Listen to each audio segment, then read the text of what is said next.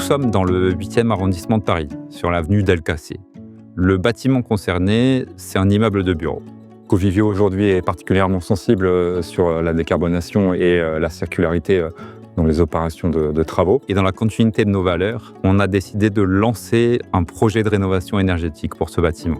Comme dans beaucoup de bâtiments haussmanniens, les normes énergétiques ne sont pas forcément respectées et les consommations sont relativement excessives. Évidemment, le remplacement d'un certain nombre de vitrages et de menuiseries permettra d'atteindre un niveau de consommation énergétique bien inférieur par rapport à notre niveau de référence. C'est une opération de rénovation très classique, parisienne. On change des fenêtres, on les remplace, on les dépose, on en repose des neuves. On a mis en œuvre les produits de chez Vicona. C'est un aluminium qui a été fabriqué avec 100% d'aluminium recyclé, donc issu de dépose de fenêtres aluminium de chantiers existants. On l'a associé au vitrage bas carbone de chez AGC.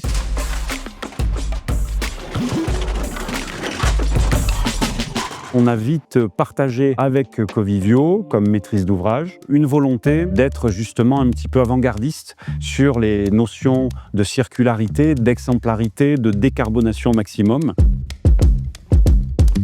Ça a été Ipsos qui a poussé le 100R et le bas carbone. Et ça a été une volonté en fait de tout le monde, du bureau d'études façade qui est Ipsos, des fournisseurs Vicona AGC, du client Covivio qui a bien voulu le faire, et nous Plastalu qui avons dit on y va, on met en œuvre tout ça et on met en place tout ce qu'il faut pour faire un premier chantier référence en France. C'est un verre bas carbone dont la base du verre de 4 mm est à 5,5 kg uniquement d'émissions de carbone pour sa production. Ceci a été intégré dans les doubles vitrages qui sont posés sur le chantier et dans les châssis 100R.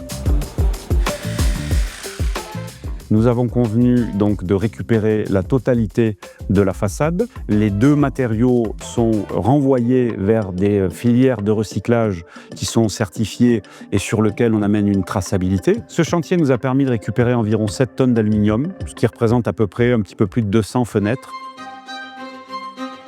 Assez vite, je me suis posé la question de savoir si cette démarche avait déjà été faite. On s'est rendu compte que c'était la première opération qui avait cette circularité globale, de la fenêtre à la fenêtre. Il faut avoir vraiment la volonté de le faire parce qu'il y a quand même des coûts derrière, mais tout ça pour l'environnement, pour le bas carbone. C'est une opération pour nous innovante et exemplaire. Ce projet montre bien que lorsque tous les acteurs se mettent autour de la table et avancent dans le même sens, on se rend compte que oui, c'est possible.